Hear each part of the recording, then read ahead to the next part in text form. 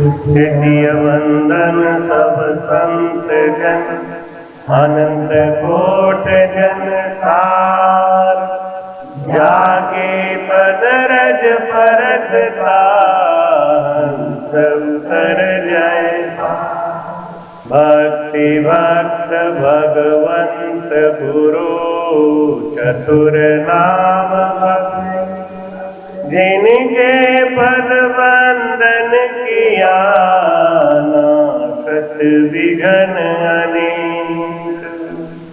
अनंत श्री दरियाव जी महाराज ने धन्य हो सदगुरु तुकाराम जी, धन्य हो सदगुरु युक्ति राम जी महाराज ने, धन्य हो सेठ श्री राधा किशन जी महाराज ने, सदगुरु रामपाल जी महाराज, सदगुरु साधु राम जी महाराज ने, परम दयाल सदगुरु स्वामी जी श्री कुशालदास जी महाराज ने, संत श्री ज्ञानेश्वरी बाई जी महाराज ने, गुरुदेव आपके दीन दीन हो महाराज, आपके दीन दीन हो गुरुदेव आपके दीन दीन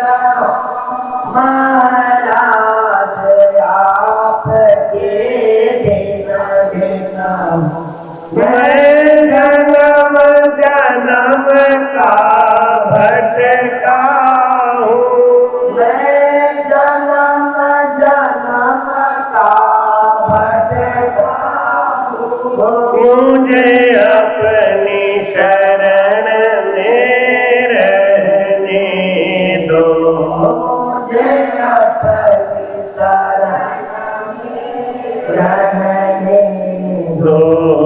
गुरुदेव आपके दीन दीन हो महाराज, आपके दीन दीन हो महाराज, आपके दीन दीन हो। जप तप करनी जोग सो, भजन समो नहीं, प्रेम सम सुख राम कहे, नाम भजन नहीं।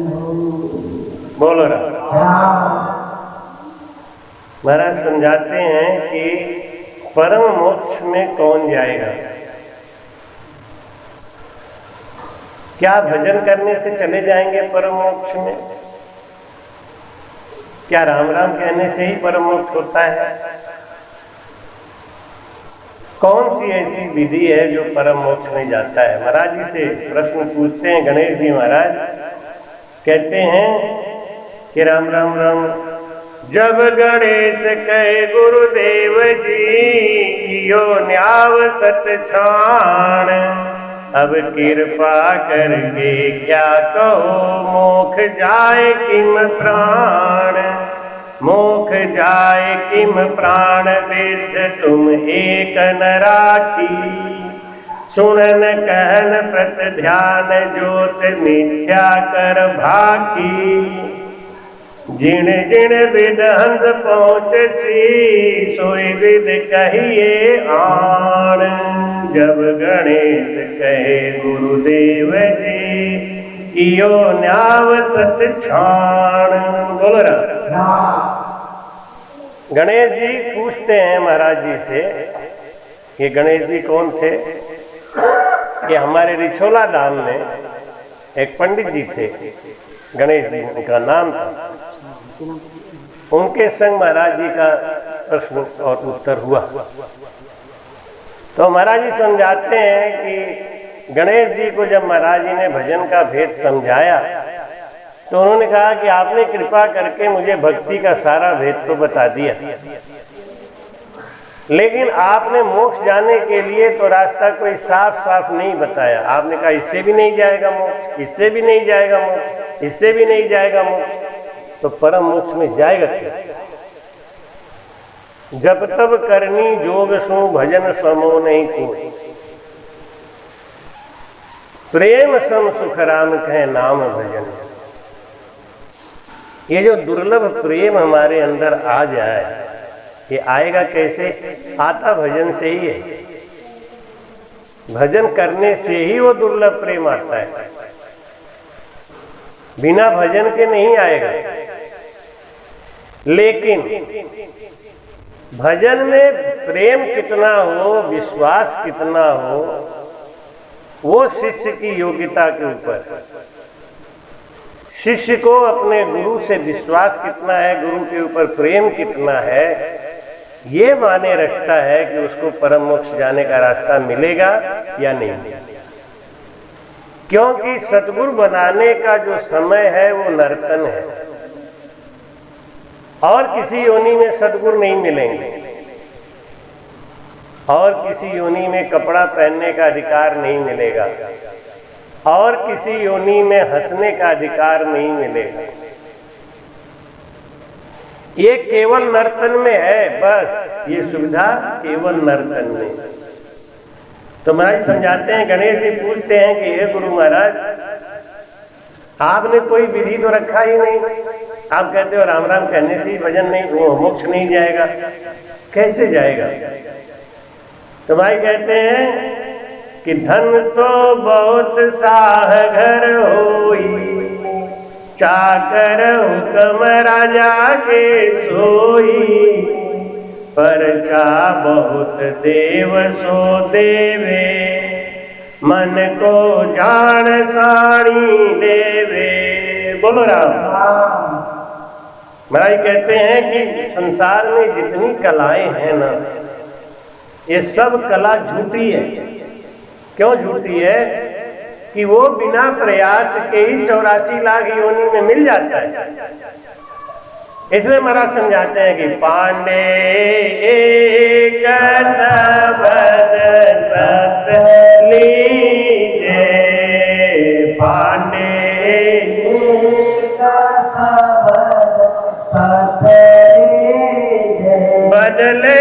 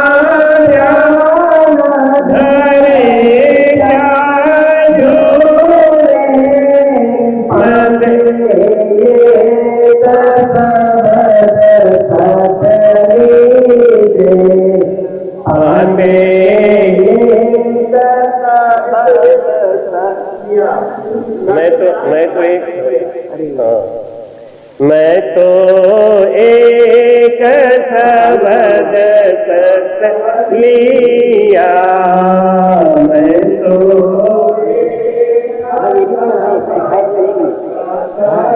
साजन आन छोड़ सब दिया, साजन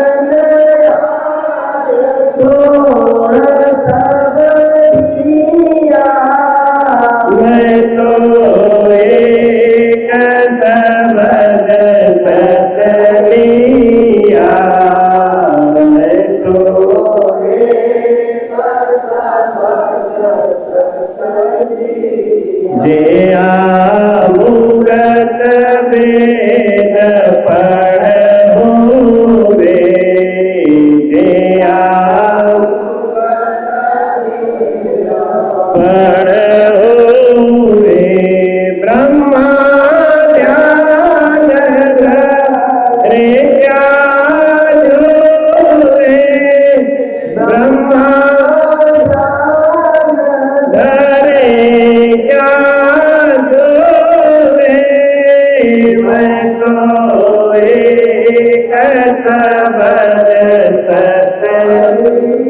या मैं तो एक साजन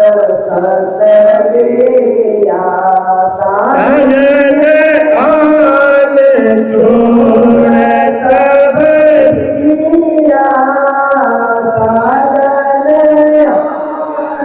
छोड़ सब दिया, मैं तो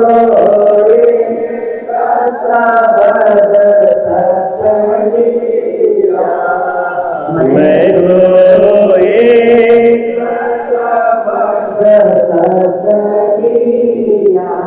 जे अनुगत सिद्ध के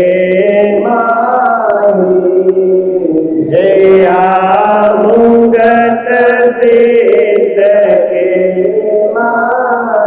दानव भूत आगत क्यों दानव भूत आगत क्यों मैं तो एक सबद सत मैं तो सबद सत जे करामात तुझे गत पावे करामात तुझे गत पावे मिन खाने देव क्यों नारे मिन खाने देवा क्यों नारे मैं तो एक सबद सत मैं तो एक सबद साजन आन छोड़ सब दिया, साजन आन छोड़ सब दिया, मैं तो एक सबद सत लिया, मैं तो एक सबद सत लिया, दिया मुगत बहुत बलशाली, दिया मुगत बहुत बलशाली, शेष नाग क्यों राम उतारे, शेष नाग क्यों राम उतारे मैं तो एक सबद सत लिया, मैं तो एक सबद सत लिया, कह सुख राम परम पद न्यारा, कह सुख राम परम पद न्यारा, सतगुर के संग लेओ विचारा, सतगुर के संग लेओ विचारा, मैं तो एक सबद सत लिया, मैं तो एक सबद सत लिया, साजन आन छोड़ सब दिया, साजन आन छोड़ सब दिया, मैं तो एक सबद सत लिया, मैं तो एक सबद सत लिया। गणेश जी पूछते हैं कि महाराज आप आपने तो कोई विधि रखी ही नहीं। और महाराज कहते हैं कोई साधन और कोई विधि मोक्ष जाने का रास्ता नहीं है, ये उद्भुत रीत है, ये उद्भुत रीत है, अपने आप ही प्रकट होता है। उसके लिए माहौल बनाना पड़ेगा।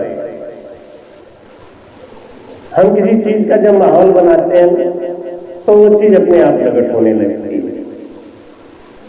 जैसे संतरा नागपुर में पैदा होता है, हमारे यहाँ नहीं पैदा होता। क्यों? यहाँ का माहौल ऐसा है, मिट्टी ऐसी है, वायुमंडल ऐसा है। हमारे तरफ आलू बहुत होता है, इधर आलू नहीं होता, नहीं होता।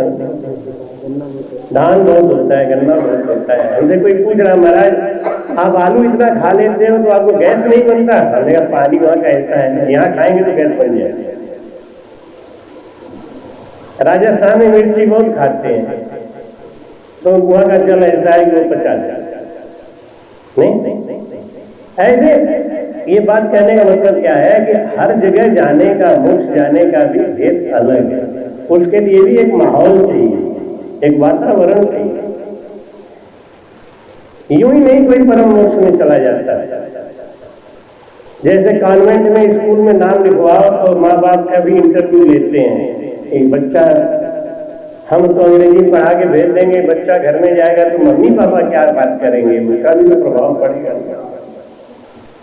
परम मोक्ष जाने के लिए हमारा माहौल भी सही होना चाहिए, यानी कहनी रहनी सब कुछ हमारा परम मोक्ष जाने के लिए ही होना चाहिए। साजन आन छोड़ सब दिया, किसी और साजन से मुझे भरोसा रह ही नहीं गया, विश्वास नहीं रह गया। अब ले दे के हमारा पूरा विश्वास है तो केवल राम नाम। तो महाराज गणेश जी पूछते हैं कि अब राम मिला से क्या गुण हुई, कैसे समझेंगे कि इनका भजन हो रहा है? देखो बारी जी महाराज में कुछ छूटा नहीं है, हमको बस समझने की और समझाने की बात होनी थी। अब राम मिला तो क्या गुण, और सो सब चैन बताओ मोही। गणेश जी पूछते हैं महाराज इनको भजन हो रहा है, वास्तव में ये त्रिपुटी में भजन पहुंच गया वास्तव में, तो इनका चैन कैसे हम पहचाने, इनका गुण कैसे पहचाने? कहने के लिए सभी कह दे रहे हैं कि हमारा यहाँ पहुंच गया, अट्ठे पहुंच लो, अट्ठे पहुंच लो, अट्ठे पहुंच लो। लेकिन गुण बदला क्या, स्वभाव बदला क्या, कैसे बदल गए? नहीं, ये सब कहन सुनने की बात। तुम्हारी कहते हैं इनको राम मिला जग जाने, कहो क्या देखकर संत बखाने। किसको देख के कह सकते हैं कि इनको राम मिला हुआ है, इनका भजन हुआ है? आपको लक्षण बताओ, हम कैसे समझें? हमको दुनिया यही बात कह रही है कि हमारा भजन यहाँ हो गया, हम तो पार हो गए। अभी एक सज्जन हमको काशी में मिलने आए, हमसे बोले कि महाराज हम और हमारी बीवी तो 10वां द्वार पार कर चुके हैं, बच्चे पार करने ही वाले हैं। क्या भाषा बोली, ऐसा लगा जैसे कि हम तो बनारस पहुंच गए हैं और दोनों बच्चे बनारस पहुंचने ही वाले, वो भी रास्ते में। कमाल है। और जब वो आए थे ना हमसे मिलने के लिए तो हमको प्रणाम किया, लेकिन वाणी जी को प्रणाम नहीं किया। अब किसी से गुण प्रकट हो जाता है, कहते हैं ना एक चावल को टटोल के पता चल जाता है कि पक्का है कि कच्चा है। जो प्रेमी जीव होता है ना वो पहुंचते ही पहले वाणी जी को तलाश करेगा, हमारे महाराज का, हमारे महाराज का, और प्रणाम करेगा तो पहले वाणी जी को प्रणाम करेगा। दंडवत करने से ही पता चल जाता है कि ये कहां तक पहुंचा हुआ है। जगत गुरु रामेश्वराचार्य जी महाराज एक दिन अपने सत्संग में बोल रहे थे कि जब आदमी आता है और प्रणाम करता है तो मैं समझ लेता हूं कि तेल कितना पक्का है और कितना कच्चा है। कहने की बात नहीं है कि महाराज हम तो 10वां द्वार पहुंच गए, हम तो यहां पहुंच गए, हमारा तो सब पार हो गया। महाराज वही बात पूछ रहे हैं कि अब राम मिला का क्या गुण हो। ये महाराज इनको भगवान मिल गए, इनको परमात्मा मिल गए। मिलने का मतलब है कि वो परमात्ममय हो गए। ये बात समझो ना, मिलना नहीं है कि हम देख के चले आए, हो जाना है ना। तो आप परमात्मा हो गए तो आपका गुण कैसा होना चाहिए? नहीं, आपको देखते ही लोग कह दें कि भाई इनको परमात्मा मिले। एक बार एक बाई जी गई एक संत के पास और उनको बोली कि बाबा मेरे घर पे भोजन कर लो। तो बाबा बोले कि मैं मरा हुआ आदमी क्या भोजन करूंगा, मुझे तो भेजना है, तो यही थोड़ा बहुत भोजन भेज दे। भाई जी सोचा देखो कह रहे हैं मैं मरा हुआ हूं तो भोजन क्या करूंगा, तो यहां क्या भेज दे। ऐसे ऐसे ढोंगी होते हैं। तो उसने अपने पति को पटाया, पति से कहा कि तुम एक दिन बाबा को ले आओ, घर में भोजन करा दो, तब मैं समझूंगी कि आप मुझे बहुत प्यार करते हो, क्योंकि उस बाबा को मुझे घर में भोजन कराने का मन है। देखो कपट रख के परीक्षा लेना चाहे। उनके पति देव गए और जाके बाबा के चरणों की खूब सेवा करे। जब बाबा प्रसन्न हो गए तब बोले क्या चाहिए बेटा, क्यों इतनी सेवा कर रहा है। पहले जाके नहीं बोला कि महाराज हमारे यहाँ भोजन कर लो, नहीं, पहले सेवा की, सेवा करके प्रसन्न किया। भगवान कृष्ण गीता में यही बात कहते हैं, तद्विद्धि प्रणिप्रातेन परिप्रश्नेन सेवया उपदेक्षन्ति ते ज्ञानम ज्ञानी न तत्वदर्शिन। हे अर्जुन, अगर तुम तत्व ज्ञान पाना चाहते हो तो तत्व ज्ञानी संत के शरण में जाओ और बिना कुछ पूछे उसकी सेवा करो। अगर वो सेवा से प्रसन्न हो गया तो उसके अंदर का तत्व ज्ञान तुम्हारे अंदर अपने आप प्रकट हो जाएगा। क्या बात, आपने कोई परीक्षा किया कि आप किसी की याद करते हैं तो उसको हिचकी आने लगती है, उसका अंग फड़कने लगता है, ये होता है ना लक्षण। कोई तार नहीं है, कोई टेलीग्राम नहीं जाता, बस आप सोचने लगे तो वहां तक पहुंच जाती है बात। ऐसे ही जब हम निस्वार्थ निष्कपट भाव से संत की सेवा करना शुरू कर देते हैं, संत प्रसन्न हो जाते हैं। फिर वो पूछे क्या चाहिए बेटा, कुछ नहीं बाबूजी मेरे घर पे एक टाइम भोजन कर लो। चल, इतनी सी बात के लिए चल उड़ा समझ चल दिए। जैसे दरवाजे पे आए उनकी पत्नी खड़ी थी, 4-6 गाली बढ़िया सा खोज के निकाली और बोले कि तू इसीलिए बाबा बना है, हमसे झूठ बोल रहा था, हमसे कह रहा था कि मैं मरा हुआ हूं, मरा हुआ हूं, मरा हुआ हूं। यहाँ कैसे आ गया, भाग यहाँ से, कोई रोटी नहीं मिलेगी। तो बाबा जी चले, कुछ नहीं बोला। यहां तो किसी को जरा सा आंख दिखा दो ना तो बस तुम्हारे दरवाजे में छकने नहीं लगे। एक बार हम रायपुर गए तो जिनके हम रुके हुए थे उनके यहाँ एक हमारा चेला नहीं आ रहा। हमने कहा भाई वो आगर कर नहीं आ रहे, क्या बात है। तो बोला महाराज इनके घर नहीं आएंगे। क्यों, इनसे उनका झगड़ा है। तो भाई इनसे उनका झगड़ा है, हमसे थोड़ी झगड़ा है। मैं उसका गुरु हूं, गुरु से मिलने के लिए तो कुआं में गुरु बैठे हैं तो वहां भी जाना चाहिए। दुश्मन के घर में, अरे तुम दुश्मन के रिश्तेदारी थोड़ी करने जा रहे हो, हमारे गुरु महाराज बैठे, हम गुरु महाराज के लिए जा रहे हैं।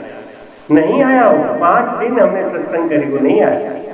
और कहां मिलता था, जब मैं किसी के घर जाता था तो पता लगाता रहता आज गुरु जी कहां जा रहे हैं, आज गुरु जी का भोजन कहां है, पता चला वहां है, तो हर टपक जाता था और बड़ा विरह करता था। लेकिन मैं समझता था कि इसका विरह जो है वो नाटकबाज है। प्रेम तो है लेकिन प्रेम के संग इसका ईगो, इसका अहंकार सबसे आगे है। मैं बाद में है प्रेम हमसे, ऐसी बात नहीं है, लेकिन इसका अहंकार आगे। अगर इसका अहंकार नहीं होता, केवल हमसे प्रेम होता तो दुश्मन के घर नहीं, मैं किसी गंदे घर में बैठा हो तो भी मेरे पास आके बैठ जाता है। मेरे बाप जी है, मेरे गुरु महाराज नहीं, इसको प्रेम कहते हैं।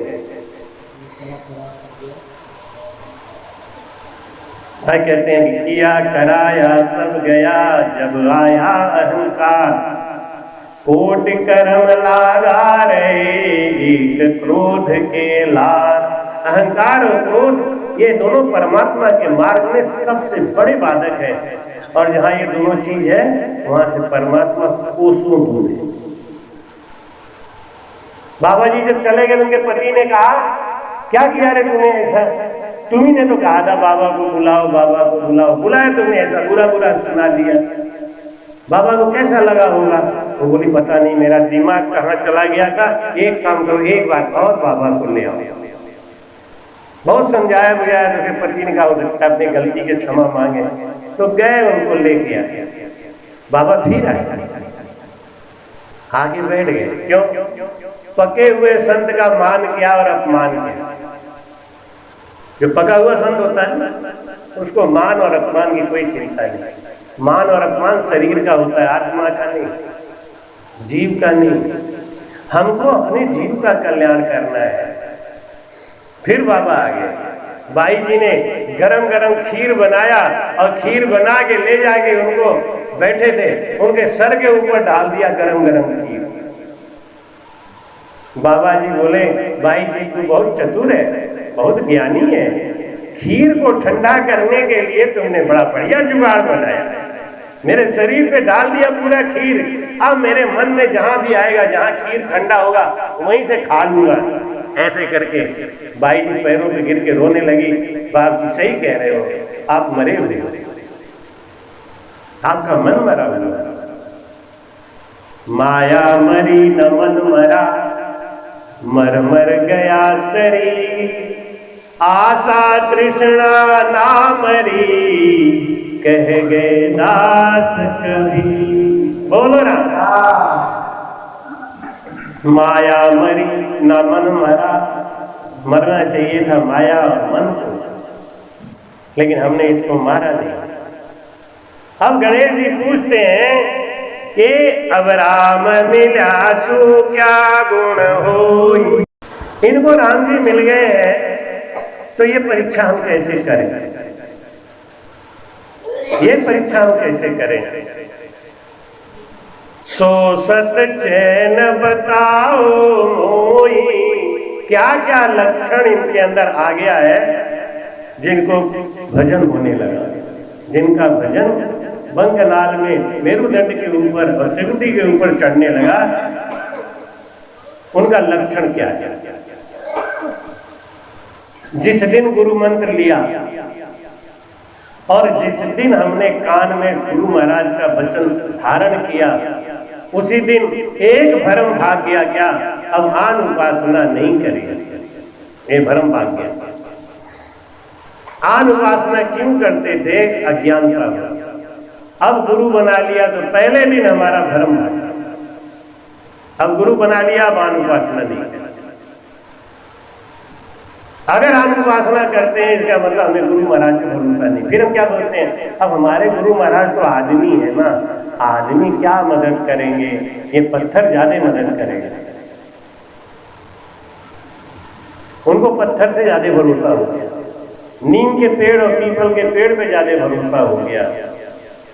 गुरु महाराज जो चेतन है, महाराज कहते हैं चलता देवल पूजो पिराणी, माही बसे रे जादो रे रामा,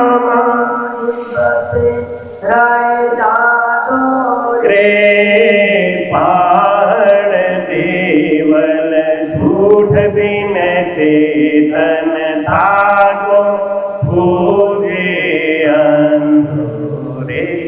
पहाड़ देवल झूठ बिन चेतन, चलता देवल पूजो प्राणी, माही बसे रह जाता। वो भगवान है ना, वो परमात्मा है ना, हमारे गुरु जी के अंदर ज्यादा प्रकट है। कभी कभी हम किसी घर जाते हैं तो ज्यादा भाव दिखाने के लिए पैर धोने का कार्यक्रम करते हैं, तो हम कहते हैं भाई हमारा पैर क्यों धो रहे, धोना है तो वाणी जी ले आओ। वाणी जी को सर पे रख लेता हूं, अब आप सुखराम जी महाराज जी को समझ के पैर धो लो, वो फल देता है। हम क्या है, हमारे पैर क्यों धो रहे? तो वाणी जी को सर पे रख लिया तो भाव बदल गया। जब कोई चलता है तो प्रणाम करते हैं, सर पे वाणी जी रख के।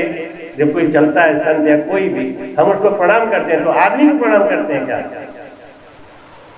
नहीं, उनके सर से बैठे उस महान आत्मा को सदगुरु सुखराम जी महाराज जी को प्रणाम करते हैं। वहां दंडवत उनको जा रहा है। अब वो बीच में बंधा हुआ आदमी अपने आप को ही हीरो मान ले, क्या देखो हम कितने अच्छे हैं, हमारा पैर धोया जा रहा है, हमको लोग प्रणाम कर रहे हैं। यही अज्ञान। माई बसे राय जादू, गुरु महाराज के अंदर उस परमात्मा का वास है। वास तो वृक्ष में भी है, वास तो पत्थर में भी है, लेकिन वहां से वो प्रगट नहीं होगा। इसलिए महाराज कहते हैं चलता देवल पूजो पिरानी, माही बसे रह जादो रे, अपाहण देवल झूठ बिन चेतन। जिस मंदिर में, जिस आश्रम में चेतन नहीं होता महाराज, नहीं ताको पूजे अंगूरी। जब चेतन नहीं है तो पूजा किसकी कर रहे? चेतन होता है तो रौनक होती है। देखो आप सब आए हो, इकट्ठा हो, रामद्वारी की रौनक है, लेकिन कोई आए ही नहीं तो काहे का रौनक है?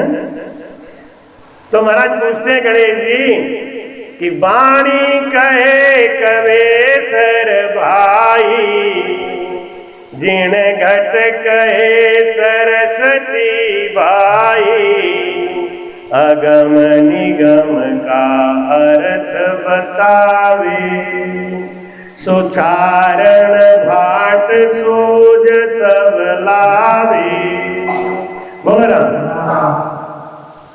महाराज कहते हैं कि जो गूढ़ अर्थ को जानता नहीं और बताता नहीं, खाली वाणी जी की बात को पढ़ पढ़ के नाना प्रकार का मोड़ दे दे के समझाता रहता है। महाराज उच्चारण और भाट की समझ, भाट को समझते हैं? भाट क्या करता है?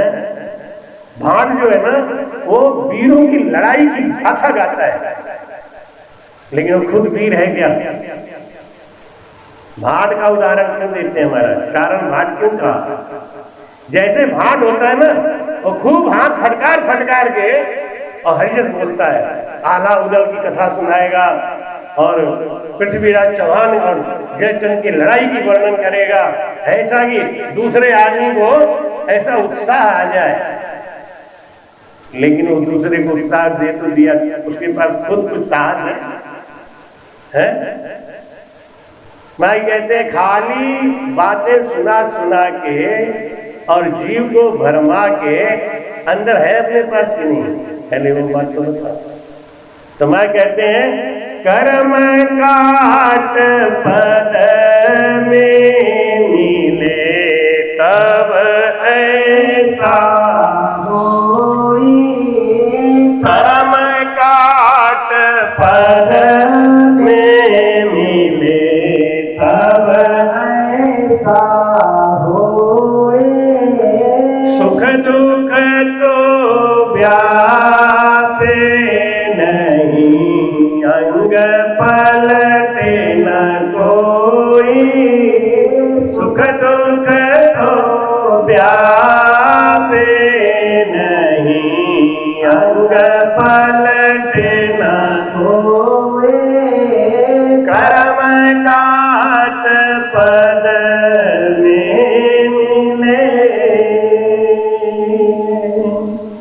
जब लग तन डर उपजे शिषकारो भावे, जब लग तन डर उपजे शिषकारो भावे, जब लग जन पोता नहीं पीछा फिर आवे, तब लग जन पोता नहीं पीछा फिर आवे, कर्म काट पद में मिले तब ऐसा होए, सुख दुख तो व्या अंग पलटे न कोई, कर्म काट पद में मिले, नार पुरुष के गम रहे, चमक जन बेठा, नार पुरुष के गम रहे, चमक जन बेठा, तब लग जन पूरण नहीं, घर आदन पैठा, जब लग जन पूरण नहीं, घर आदन पैठा, कर्म काट तब ऐसा होए, सुख दुख तो व्यापे नहीं, अंग पलटे न कोई, कर्म काट पद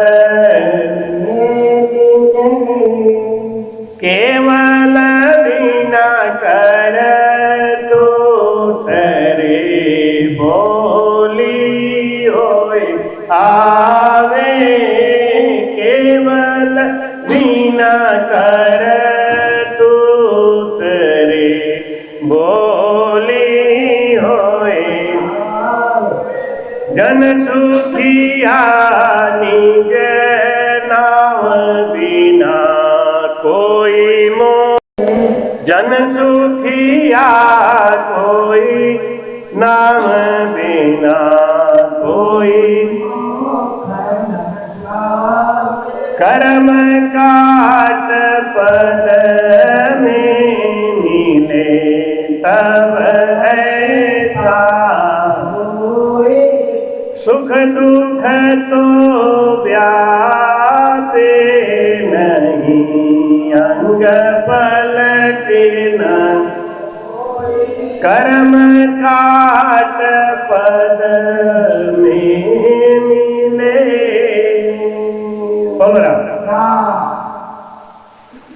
बड़ा समझाते हैं, कोई भी फल है जब वो कच्चा होता है, पपीता बहुत मीठा होता है, लेकिन जब कच्चा होता है तो कसैला जैसा स्वाद रहता है, रहता नहीं। आम है बहुत मीठा हो जाता है, लेकिन जब वो kaccha रहता है तो खट्टा रहता है, रहता है कि नहीं। और सबसे बड़ी बात नीम, नीम है ना, नीम कितना कड़वा होता है, लेकिन इसका भी फल जब पक जाता है तब मीठा हो जाता है। पका हुआ नीम खाया क्या? बहुत मीठा होता है, निमोली बोलते हैं, बड़ा मीठा हो जाता है। ऐसे ही जब हम गुरु मंत्र लेते हैं, भजन करते हैं, तो हमारे अंदर कमियां रहती हैं, और भजन करते करते करते करते जब हम पक जाते हैं, सारी कमियां निकल जाती हैं, तो हम मीठा हो जाता है। महाराज कहते हैं, कर्म काट पद में मिले तब ऐसा हुई। कहने की कोई बात ही नहीं है, पूछने की कोई बात ही नहीं है। अपने हृदय से, अपने मन से, कभी एक वो जो ड्रेसिंग टेबल का शीशा आता है ना, उसके सामने बैठो। ड्रेसिंग टेबल तो जानती होगी, ड्रेसिंग टेबल, ड्रेसिंग टेबल के सामने बैठ जाओ और उस शीशा में अपने आप को देख के प्रश्न करो कि मेरे अंदर निज नाम आया है या नहीं आया। वो शीशा जवाब देगा, वो बताएगा कि अभी आपके अंदर कितनी कमियां हैं। आप अपनी कमियों को छुपा के, एक बार वो बेंगलोर में एक आदमी हमारे पास आया, जिनके घर में रुका हुआ था, वही उनके पति देव आए, आके बोले, महाराज मैं जब भजन करता हूं ना तो मेरी दोनों आंखें अंदर को घुस जाती हैं यहाँ पे बहुत चटक चटक चटक होता है, बहुत ऐसा लगता है आंखें फट जाएंगी। हमने कहा भाई आपका भजन त्रुटि भी आ गया। अब उसने जाके अपनी पत्नी को बोला, देखा हमारे महाराज जी ने हमको बता दिया कि तुम्हारा भजन त्रुटि पे है। उसकी पत्नी वैसे रोटी बना रही थी, वैसे ही चली आई। नहीं महाराज इनका भजन त्रुटि पे आ गया। हमने कहा भाई इन्होंने जो लक्षण बताया हमें, नहीं उस लक्षण से इनका भजन त्रुटि पर ही है। वो बोली तंबाकू खाना आज तक बंद नहीं किया। हमने कहा हमको तो ये बात तो बताई नहीं, हमको तो ये त्रुटि वाली बात बताई। लोग क्या करते हैं, वाणी में पढ़ लेते हैं या किसी संतों के मुख से सुन लेते हैं, फिर वो मन से वैसा करने लगे। और ये मन बड़ा विचित्र है, ये मन बहुत विचित्र है। ये मन हमको रस्सी को सांप बता के डरा देते हैं। नहीं अंधेरी रात में रस्सी पड़ी है, मन कहता है ये सांप है, फिर कहता नहीं रस्सी है, नहीं सांप है। थोड़ी देर के बाद वो रस्सी चलने भी लगती है, दिखने भी लगती है। भाई हाँ? एक बार मैं उसी कमरे में जहां अभी रुका हुआ, उसी कमरे में रुका हूं, तो वहां खिड़की खुली थी, बारिश चल रही थी। जब मैं चातुर्मास कर रहा था, बारिश हो रही थी बड़ी जोर की। तो मैंने खिड़की खोल के देखा तो वो दूर एक वो लगा हुआ है, कोई बोर्ड जैसा सीमेंटेड बना हुआ है, वो हमको चमक रहा था। हमने देखा, हमने कहा कि वहां कोई आदमी खड़ा है। मैं बहुत ध्यान से देखूं, आदमी है लेकिन ये बारिश में क्या कर रहा है। और ध्यान से देखते देखते वो आदमी चलता फिरता नजर आ रहा है। तो मैंने सोचा नॉर्मल आदमी तो नहीं हो सकता, क्योंकि नॉर्मल आदमी इतने पानी में वहां क्या करेगा। अब वो चल फिर भी रहा, इसका मतलब पक्का कोई भूत प्रेत। मैंने तुरंत खिड़की बंद किया और मैं खटाक आगे सो गया। हमने कहा कि हमारे खिड़की में ना भी। थोड़ी देर के बाद फिर हमसे नहीं रहा, मैंने फिर उठ के देखा वो आदमी वही खड़ा है। मैंने बड़ा बहुत कठिन आदमी है भाई। हमने पक्का भी नॉर्मल आदमी तो है ही नहीं, इतना देर कौन वहां खड़ा रहेगा, क्यों भीगेगा। और मजे की बात है चलता फिरता दिख रहा था, कोई झूठ नहीं बोले, हमें लग रहा था ये चल रहा है, क्योंकि जब बिजली पहुंचती थी ना तो कहीं और दिखता था, जब अंधेरा होता तो कहीं और दिखता। अब ऐसा मेरे मन ने हमको भरमा दिया कि मैं काफी देर तक वहीं खड़ा था। मैंने कहा इसका निर्णय निकालूं, जाता किधर है। तो माता जी बोली कि क्या कर रहे हैं वहां खड़े होंगे। हमने और कोई आदमी बरसात में खड़ा है, ना इधर जा रहा है ना उधर, वहीं घूम रहा है। तो चूंकि वो सो के उठी थी, फ्रेश थी उनका दिमाग, और मैं तो कंफ्यूज हो ही चुका था। तो कंफ्यूज आदमी तो हर समय कंफ्यूज ही रहता है ना। वो आई बहुत ध्यान से देखो, अरे वो कोई सीमेंट का बना हुआ है नहीं, वो कुछ ऐसा कोई है, सीमेंट का है और दिख नहीं रहा तुम्हें। अरे हमने कहा हमको तो आधे घंटे से भूख सताए फिर रहा है। ये मन है ना, ये बड़ा भ्रमी है, जैसा सोचो वैसा ही बताने लगता है। तो हमारा दोष नहीं है, हमको अगर समझ में आ गया कि हमारा भजन अब यहां पहुंच गया, अब यहां वैसा हो रहा है, ऐसा हो रहा है, तो महाराज कहते हैं कि कर्म काट पद में मिले तब ऐसा हो। जिसने भजन करके 6 कमल पूरब का और 6 कमल पश्चिम का पार कर लिया है, उसको भरम रहेगा, वो आन उपासना करेगा। और आन उपासना के नाम पे कोई ढोंग फैलाएगा क्या? नहीं। क्यों? सिया राम मय सब जग जानी और करहु प्रणाम जोर जुग पानी। जिसका भजन पक गया है ना, उसके तो समता आ जाती है महाराज। समता सबसे बड़ा पहचान, सबसे बड़ा लक्षण समता। यह है भजन का लक्षण, समता। सिया राममय सब जग जानी। उसके भाव ऐसे हो गए कि जो जो पुरुष दिखते हैं वो राम दिखते हैं, और जो स्त्री दिखती है वो हमें माता सीता दिखाई देने लगती है। उसको कहना नहीं पड़ता। तो माई कहते हैं कि सुख दुख तो व्यापे नहीं, अंग पलटे न कोई। सुख दुख तो व्यापे नहीं, अंग पलटे न कोई, कर्म काट पद में मिले, तब ऐसा होई। कर्म काट पद में